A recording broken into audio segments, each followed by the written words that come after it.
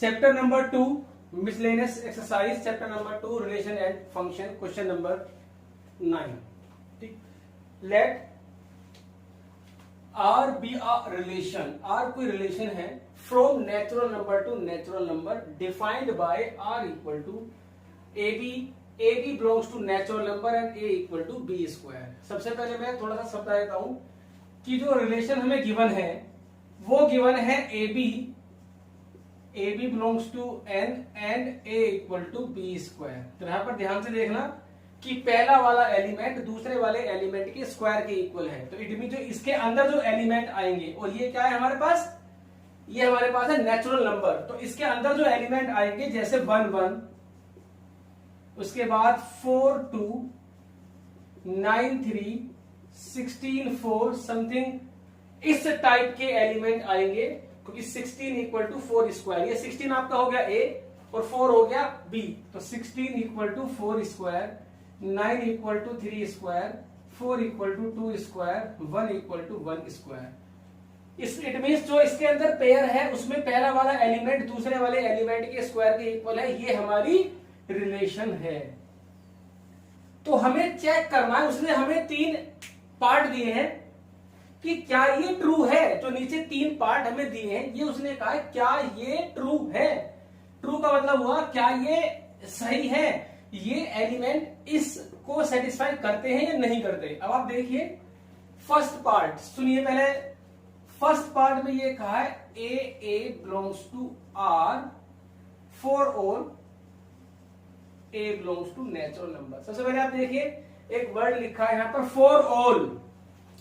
तो for all का मतलब है क्या सभी, और ए बिलोंग्स टू नेचुरल नंबर, क्या सभी नेचुरल नंबर के लिए ए इस रिलेशन में है। हमें क्या पता, सभी नेचुरल नंबर क्या इसे सेटिस्फाई करते हैं। ए का मतलब है क्या उस रिलेशन में 1 1 है, 2 2 है, 3 3। ए क्या है हमारे पास, नेचुरल नंबर, और ये कुछ भी हो सकता है, 1 भी हो सकता है, 2 भी, 3 भी, 4 भी, क्योंकि इसने कहा है फॉर ऑल। तो जैसे 4 4, क्या ये सब इस टाइप के एलिमेंट इसमें आएंगे। देखते हैं, हमें मतलब नहीं है कौन एलिमेंट आ रहा है कौन एलिमेंट नहीं आ रहा, बस जो एलिमेंट आएगा उसमें ए इक्वल टू बी स्क्वायर होना चाहिए। तो अगर हम देखें तो ये वाला एलिमेंट तो है उसके अंदर, ये रहा, लेकिन 2 और 2 आर में बिलोंग नहीं कर सकता। R means relation. क्यों भाई 2 क्यों नहीं करेगा, क्योंकि जो भी एलिमेंट इस रिलेशन में है उसमें ए इक्वल टू बी स्क्वायर होना चाहिए। ए कितना है 2, बी कितना है 2, तो 2 इक्वल टू 4 नहीं होता। ठीक है ना। तो इसका मतलब ये हुआ कि ए आर में बिलोंग नहीं करेगा, क्योंकि फॉर ऑल लिखा है सभी के लिए। सिर्फ एक ए अगर मैं 1 लेता हूं तो बिलोंग कर जाएगा, लेकिन जैसे ही मैं 2 लेता हूं नहीं कर रहा बिलोंग, 3 लेता हूं नहीं कर रहा बिलोंग। तो इसका मतलब क्या है, क्वेश्चन में कह रहा है वो हमसे कि फॉर ऑल नेचुरल नंबर। तो हम यहां पर लिखेंगे A not belongs to R, इसे बोलते हैं for all A belongs to natural number. अब हम यहां पर एग्जांपल देंगे। लेट ए इक्वल टू 2 हमने ले लिया, let A is equal to 2 हमने एक एलिमेंट ले लिया। फिर हम देखते हैं 2 और 2 का स्क्वायर इक्वल नहीं है ना, क्योंकि ए यहां पर देखिए, क्योंकि ए आर में बिलोंग कब करेगा, if a equal to A square. भाई अकॉर्डिंग टू रिलेशन ए कब बिलोंग करेगा, जब a is equal to A square होगा। और हम ए लेते हैं मान लीजिए 2, तो 2 is not equal to 2 square. इसका मतलब क्या हुआ, 2 आर में बिलोंग नहीं करेगा। तो इट मीन्स ए भी आर में बिलोंग नहीं करेगा। बात खत्म। सो पॉज द वीडियो और इसको आप नोट करिए। सेकंड वाला पार्ट अब हम देखते हैं। जरा सेकंड वाला पार्ट ध्यान से देखना और समझना पहले कह क्या रहा है वो। सेकंड पार्ट में है कि A B belongs to R implies that, इसे बोलते हैं implies that B A belongs to R. क्या बोला उसने? देखिए इंप्लाइज का मतलब ये होता है, सुनना ध्यान से, कि जो इंप्लाइज से जो पहला वाला एलिमेंट है वो इसके अंदर है, मतलब वो तो आर में बिलोंग कर रहा है, क्या उसका उल्टा यानी कि बी ए भी आर में है या नहीं है, हमें ये चेक करना है। देखिए मतलब ये हुआ कि अगर ए बी है तो बी ए भी होना चाहिए। देखिए अब देखते हैं, देखो इंप्लाइज, फिर दोबारा सुन लीजिए, इंप्लाइज का मतलब ये होता है कि इंप्लाइज से पहले जो भी लिख रहा है वो सब इसके अंदर है, और इंप्लाइज के बाद का हमें चेक करना है क्या ये भी इसके अंदर है, मतलब ये तो इसके अंदर है, हमें चेक करना है क्या ये भी इसके अंदर है। देखते हैं, देखिए ए बी बिलोंग कर रहा है आर में, ठीक है, तो इसका मतलब ये हुआ कि a is equal to B square, therefore ये चलो इंप्लाई लगा लेते हैं। देखो ए बी बिलोंग कर रहा है आर में, इसका मतलब हुआ a is equal to B square. भाई ये तो कह रहा है सिचुएशन कि अगर है, अगर एलिमेंट है तो a is equal to B square होना चाहिए। अब आप देखते हैं, हमें चेक करना बी ए,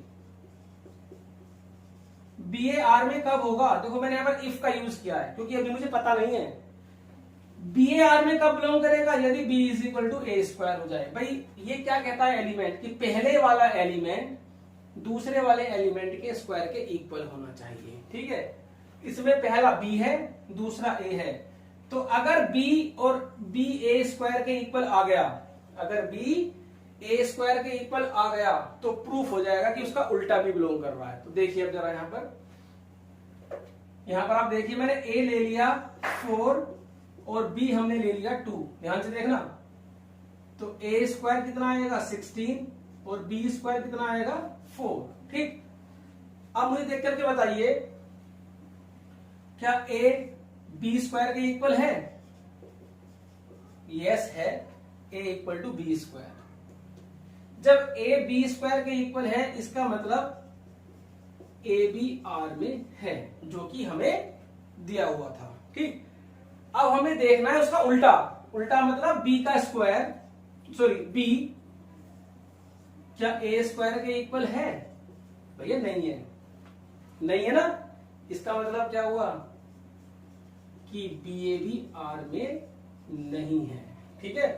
तो उसने ये कहा था क्या ट्रू है, तो पहला वाला तो फॉल्स आया, दूसरा वाला भी फॉल्स आया, क्योंकि देखो ये एग्जांपल के थ्रू ही प्रूफ होते हैं। पहला एलिमेंट आर में है लेकिन उसका उल्टा आर में नहीं आया, देख लो मैंने एग्जांपल भी लेके दिखाया आप लोगों को। इसका मतलब क्या हुआ कि ये भी फॉल्स है। अब जो थर्ड पार्ट है, थर्ड पार्ट देखिए,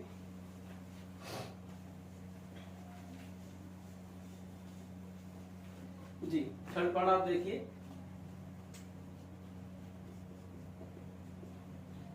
फिर इंप्लाइज आ गया, इंप्लाइज तक आप पहुंच जाइए। इंप्लाइज के पहले जो भी लिख रहा है वो इसमें है, पक्का है, 100% है। देख लो ए बी बिलोंग कर रहा है आर में, इसका मतलब a equal to B square, b c belong कर रहा है आर में, इसका मतलब b is equal to c square.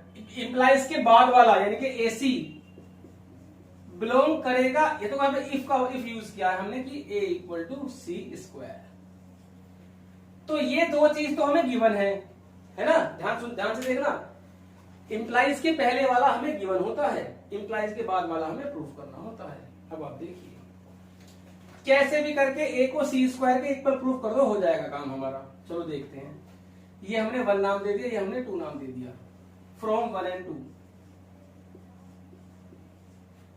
A equal to B square, और यहां पर हमने b की वैल्यू पुट कर दी सी स्क्वायर। भाई b equal to C, A तो बी स्क्वायर के इक्वल है और b सी स्क्वायर के इक्वल है, तो b के प्लेस पे हमने सी स्क्वायर लिखा, तो a इज इक्वल टू आ गया सी टू द पावर 4।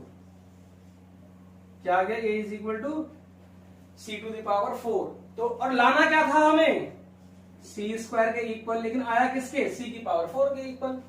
तो इसका मतलब ये दोनों आपस में इक्वल नहीं आए, और नहीं आए तो फिर ये भी बिलोंग नहीं करेगा। इसका मतलब ये हुआ कि ए सी आर में बिलोंग नहीं करेगा, मींस ये भी हमारे पास हुआ फॉल्स, ठीक है। देखो जब हम 12th क्लास में आएंगे तो ये जो हमारी तीनों प्रॉपर्टीज हमने सेटिस्फाई की हैं, अभी हमारे यहाँ पर सिर्फ 2 क्वेश्चन है इस टाइप के एनसीईआरटी में। देखो इसका नाम होता है रिफ्लेक्सिव प्रॉपर्टी, इसका नाम होता है सिमेट्रिक और इसका नाम होता है ट्रांजिटिव। ये तीनों प्रॉपर्टीज हमारी 12th क्लास में आएगी। फिलहाल ये एक क्वेश्चन दे दिया है जिसको हमने सेटिस्फाई करा के देख लिया। अभी इस तरह का एक क्वेश्चन और है हमारा, एनसीईआरटी में एग्जांपल है, तो उसे सोल्व करते हैं साथ में। सो वीडियो को पॉज करके आप इसे नोट करिए। क्वेश्चन नंबर 19 है, let R be a relation from Q to Q, Q means rational number, defined by R relation है जो मैंने अभी क्वेश्चन किया, सेम उसी प्रोसेस के 3 पार्ट है जिससे कि आपका टॉपिक और क्लियर हो जाए। ध्यान से देखिए, रिलेशन में एलिमेंट है A, B, ठीक है, ए बी एलिमेंट इस R में बिलोंग करेगा। कब? जब A minus B equal to Z, मतलब A minus B belongs to Z, Z means integer. जब A में से B को माइनस करें और आंसर आए इंटीजर, A में से B को माइनस करें, आंसर क्या है इंटीजर, तो इसके अंदर एलिमेंट होगा। जैसे मान लीजिए कि Q क्या है हमारे पास, रेशनल नंबर, तो जैसे A हमारे पास सपोज करो 1/2 है और B हमारे पास है 1/3, तो A में से हम B को माइनस करते हैं, जैसे तो 6 एलसीएम आ गया, 3 - 2 1/6, तो 1/6 जो है वो Z नहीं है, इसका मतलब 1/2 और 1/3 R में बिलोंग नहीं करेंगे, ठीक है। तो इस टाइप से अगर ये कट करके इंटीजर आ जाता, इंटीजर मींस 1 2 3 4 या -1 -2 -3, तो ये एलिमेंट इसमें बिलोंग कर जाता। तो ये है। अब आइए फर्स्ट पार्ट, वो ये बोल रहा है क्या क्या ए आर में बिलोंग करेगा, for all A belongs to Q. ये ध्यान रखना, ए बिलोंग्स टू आर में हमेशा फॉर ऑल लिखा होगा, सभी ए के लिए, मतलब आपके पास जितने भी रेशनल नंबर हैं उन सब का एलिमेंट ए आर में बिलोंग करना चाहिए। अब आप देखिए भाई, इसके अकॉर्डिंग कौन सा पेयर आर में बिलोंग करेगा, जिसमें a माइनस बी जेड होगा, ठीक, वो पेयर आर में होगा। अब हम देखते हैं भैया ए आर में कब बिलोंग करेगा, ए आर में बिलोंग करेगा जब a माइनस ए इंटीजर होगा। कब? जब a माइनस ए इंटीजर होगा। सुन लीजिए ध्यान से, वो ये कह रहा है क्या ये एलिमेंट इसमें है। कोई भी एलिमेंट अगर आपको चेक करना है इसमें है, तो उसके पहले नंबर में से दूसरा नंबर माइनस करके देख लो। अगर इंटीजर आ गया तो यस लिख दो, इंटीजर नहीं आया तो नो लिख दो। तो मैंने वो लिखा है क्या ए आर में है, अगर पहले एलिमेंट में से दूसरा माइनस करने पे अगर इंटीजर आ गया तो यस। अब a माइनस ए क्या आएगा, a माइनस ए हमेशा 0 आएगा, चाहे a कुछ भी हो। और 0 क्या होता है, 0 इंटीजर होता है। इसका मतलब 1/2, 1/2, 3/2, 3/2, 4, 1, -1, सभी नंबर्स इसमें बिलोंग करेंगे, क्योंकि इसमें से इसे माइनस करो 0 आएगा, इसमें से इसे माइनस करो 0 आएगा, इसमें से इसे माइनस करो 0 आएगा, इसमें से इसे माइनस करो 0 आएगा, और सभी इंटीजर है। तो इसका मतलब सभी, फॉर ऑल, तो देयरफॉर ए आर में बिलोंग करेगा। For all A belongs to rational number, सभी रेशनल नंबरों का जो डबलेट है, इसे डबलेट बोलते हैं, वो बिलोंग करेगा। बात खत्म। सेकंड वाला पार्ट अब आप ध्यान से देखिए जरा जी, सेकंड वाला पार्ट है हमारे पास। सेकंड पार्ट में कहता है कि ए बी आर में बिलोंग करता है क्या, बी ए आर में बिलोंग करेगा। ठीक है, देखते हैं। मैंने पहले बताया एक इंप्लाइज जो होता है ना बीच में, उसका पहला वाला एलिमेंट इसमें है, दूसरा वाला एलिमेंट चेक करना होता है। ठीक, किसकी हेल्प से, पहले वाले की हेल्प से। अब आप देखिए भाई, ए बी तो आर में है, जैसा कि क्वेश्चन में कहा है कि ये तो है ही। जब ये है तो a minus B belongs to Z, बात खत्म। भाई ये है तो ये भी है। अब हमें चेक करना है क्या बी ए आर में है। अगर बी में से ए को माइनस करें और अगर जेड आ जाए, ध्यान से सुनना, अगर बी में से ए को माइनस करें और जेड आ जाए तो वो भी है। मैंने यहां पर क्या लिखा है, इसे हटाइए, यहां पर आएगा पहले इफ, क्योंकि पता नहीं है। ये कब होगा आर में, जब बी माइनस से जेड में होगा। अब हमें चेक करना है क्या बी माइनस से इंटीजर होगा, देखते हैं। पहला वाला एलिमेंट तो गिवन है हमें, तो अब आप देखिए since a minus B belongs to Z, जैसे कि मुझे पता है, ये मुझे पता नहीं है अभी, लेकिन ये तो मुझे पता है, ठीक है। मैंने यहां से माइनस कॉमन लिया, कोई प्रॉब्लम नहीं है, मैं माइनस ही कॉमन लिया है, तो अभी दोनों सेम ही बात हुई। अब अगले स्टेप में से मैंने माइनस हटा दिया, क्यों हटा दिया माइनस, क्योंकि अगर -3 इंटीजर है, अगर माइनस हटा दो 3 भी तो इंटीजर होगा। किसी इंटीजर में माइनस लगा दो या माइनस हटा दो, इंटीजर तो रहेगा वो। 5 इंटीजर है तो -5 भी इंटीजर है, -7 इंटीजर है तो 7 भी इंटीजर है, -b माइनस अगर इंटीजर है तो b माइनस ए भी इंटीजर है। बस यही हमने बात पकड़ ली। जब b minus a integer proof हो गया तो भैया बी ए भी आर में पहुंच गया। हमें क्या करना था, बी ए को आर में पहुंचाना था, तो बी में से ए को माइनस करो, जेड प्रूफ करना था, कर दिया, तो ये भी बिलोंग कर गया, बात करो। Suppose the we note it down, third part है इसका हमारे पास अभी। ए बी आर में है, बी सी आर में है, इंप्लाइज दैट क्या ए सी आर में है, मतलब ए माइनस बी आर में है, इसका मतलब a minus B belongs to Z, b comma c belongs to r, तो b minus c belongs to z। दो तो हमें गिवन थे, अब तीसरा वाला जो है ac बिलोंग्स टू r, तो यहां पर मैं लिखूंगा इफ, क्योंकि पता नहीं है मुझे अभी। अगर a माइनस सी जेड में आ गया तो भैया ए सी भी जेड में पहुंच जाएगा। ये दो है, तीसरा उसके अंदर पहुंचाना है, कोशिश करनी है पहुंचेगा या नहीं पहुंचेगा। देखिए जरा भाई, a माइनस बी इंटीजर है जैसा कि हमने ऊपर दिखाया है, और b माइनस सी भी इंटीजर है जैसा कि हमने सेकंड नंबर पे दिखाया है, और दो इंटीजर का सम b तो क्या होता है इंटीजर, 3 + 2 5 इंटीजर, तो a minus b plus b minus c भी इंटीजर होगा, क्योंकि ये भी इंटीजर ये भी इंटीजर, दोनों का सम भी इंटीजर। भैया बी से बी कट गया, ये क्या कर दिया आपने, a माइनस सी आपने इंटीजर दिखा दिया। अब जब a माइनस सी आपने इंटीजर दिखा दिया तो इसका मतलब क्या हुआ, इसका मतलब ये हुआ कि ए सी आर में पहुंच गया भैया, तो ये प्रूफ। तो ये तीनों ही स्टेटमेंट आपके ट्रू है। तो सपोज द वीडियो में note it down. Question number 10, set ए और सेट बी पर एक डिफाइंड है एफ रिलेशन है 1 5 2 9 3 1 4 5 एंड 2 11। ये पूछ रहा है क्या ये रिलेशन है, तो यस रिलेशन, तो ये ध्यान रखना, रिलेशन में हमेशा आंसर आएगा यस, ठीक है। क्यों, बस ये ध्यान रखना कि जो पहले एलिमेंट है 1 2 3 4 2 वो ए के अंदर होने चाहिए, ए से बाहर ना हो, और बाद वाला एलिमेंट 5 देखिए यहां पर जो है, जो 1 है 2 3 4 वो बिलोंग कर रहा है ए में, और 5 9 1 और 11 ये बिलोंग कर रहा है बी में, ठीक है। देख लो 5 भी है, 9 भी है, 1 भी है, 11 भी है, ठीक। यस, ये रीजन हो गया इसका कि डोमेन ए से है और जो रेंज है वो बी से है, ये ध्यान रखना। अगर मान लो इसमें 6 होता और 6 ए में है ही नहीं तो रिलेशन ही डिफाइंड नहीं है। क्यों, रिलेशन में तो हमें एलिमेंट वही लेने हैं जो सेट में गिवन है, तो यहां पर ये है।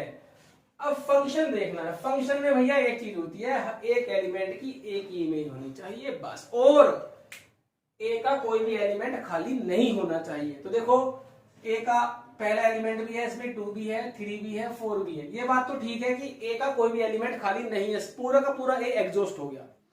फंक्शन में पहला सेट पूरा एग्जॉस्ट हो जाना चाहिए, इट मींस इन सभी की इमेज यहां जरूर मिलनी चाहिए, पहला काम तो यही है। और दूसरा, इमेज भी एक एलिमेंट की एक ही होनी चाहिए, 1 एंड ओनली 1। लेकिन यहां पर f is not a function, f function नहीं है। क्यों नहीं है, क्यों नहीं है? क्योंकि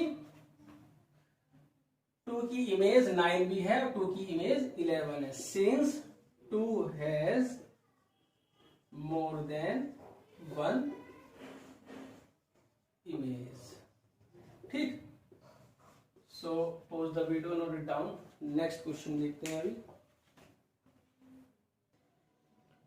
क्वेश्चन नंबर 11 है, let f be the subset of Z cross Z. Z cross Z का मतलब होता है कार्टेशियन प्रोडक्ट ऑफ जेड। ठीक है, डिफाइंड बाय, एफ जो फंक्शन है ये डिफाइंड है हमारा, ये रिलेशन डिफाइंड है फिलहाल अभी, क्योंकि हमें चेक करना है कि ये फंक्शन है नहीं है। पहले सबसे पहले आप ये देखिए कि एफ जो रिलेशन हमें डिफाइंड है ए बी, और ये है ए प्लस बी, और A B belongs to Z. देखिए ये होता है एक्स, ये होता है एफ एक्स, है ना, एक्स, और ये वाई भी कहते हैं, वाई को ही हम एफ एक्स बोलते हैं। ठीक, तो इसका मतलब ये तो यहां पर आएगा साथ में, जैसे जो रिलेशन हमें डिफाइंड होती है वो एक्स वाई में होती है, X Y belongs to Z. तो इसका मतलब है F X equal to Y, ये तो एफ के साथ आता है और ये वाई अलग से आता है। ऐसे ही यहां पर आप देखिए ये बनेगा F A B equal to A plus B, ये ए और बी की मल्टीप्लाई है, ध्यान रखना। तो हमें बताना है क्या ये फंक्शन है। भैया अगर एक एलिमेंट की एक ही इमेज आएगी तो फंक्शन है, और नहीं है तो फिर अगर एक से ज्यादा आती है तो फंक्शन नहीं है। अब आप देखिए मैंने एग्जांपल्स के देखो, F is not a function,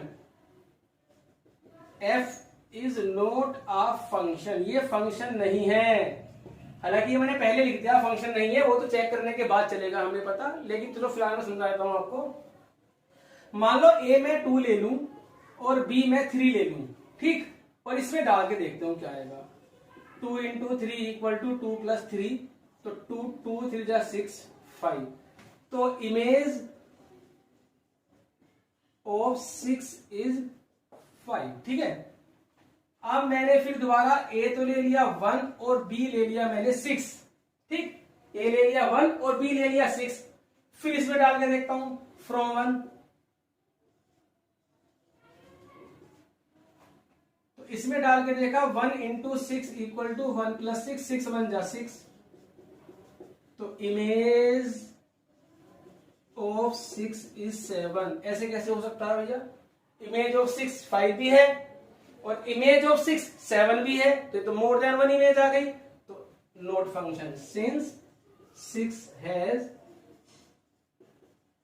more than 1 image, so f is not function. ठीक है, so pause the video, note it down. Next देखते हैं हम question number 12, the last question of this chapter miscellaneous, और इस chapter का ये लास्ट क्वेश्चन है। Let a be a set जिसके अंदर 9 10 11 12 13 एलिमेंट है और एफ फंक्शन है ए से नेचुरल नंबर पर। ठीक, ए ये है सेट हमारे पास, नेचुरल नंबर तो होते ही है। Be defined F N the highest prime factor of N, मतलब इसका मतलब ये हुआ कि इसके अंदर जो एलिमेंट आप डालोगे 9 10 11 12 13, तो रिजल्ट आएगा हाईएस्ट प्राइम फैक्टर। ठीक है, find the image of F, हमें इमेज निकालनी है एफ की। ठीक, तो सबसे पहले हम इन सब नंबरों का हाईएस्ट प्राइम फैक्टर निकाल दें। यहां पर ध्यान देखिए, ध्यान से देखिए, जैसे मैं यहां पर हमें क्या निकालना है, हमें इमेज निकालनी है। तो डोमेन तो ये होगी हमारे पास 9 10 11 12 13, मैं यहां पर 9 की वैल्यू डालूंगा, इमेज निकल जाएगी, एफ एन मतलब इमेज। तो जैसे मैं 9 डालता हूं, 10 डालता हूं, 11 डालता हूं, 12 डालता हूं और 13 डालता हूं। ठीक, तो F9 का मतलब हुआ the highest prime factor of 9। तो 9 के प्राइम फैक्टर होते हैं जैसे 3 इंटू 3, 3 3 9, तो इनमें हाईएस्ट प्राइम फैक्टर क्या हुआ 3। ऐसे ही 10 का होता है 2 इंटू 5, 11 का होता है 1 इंटू 11 और 12 का होता है हमारे पास 2 3 जो मतलब प्राइम फैक्टर की बात चल रही है, 2 × 2 × 3, तो हाईएस्ट प्राइम फैक्टर 3 मिला, और 13 होता है हमारा 1 × 13, तो हाईएस्ट प्राइम फैक्टर ये मिला। तो इसका मतलब हुआ the highest prime factor of 10, तो वो कितना है 5। The highest prime factor of 11, the highest prime factor of 12, 3, the highest prime factor of 13। तो ये आपकी इमेज हुई। तो जो इमेज आई ऑफ एफ 3, 5, 11 और 13। देखिए 3 2 बार आया हुआ है लेकिन लिखा एक ही बार जाएगा। ठीक, so pause the video, note it down.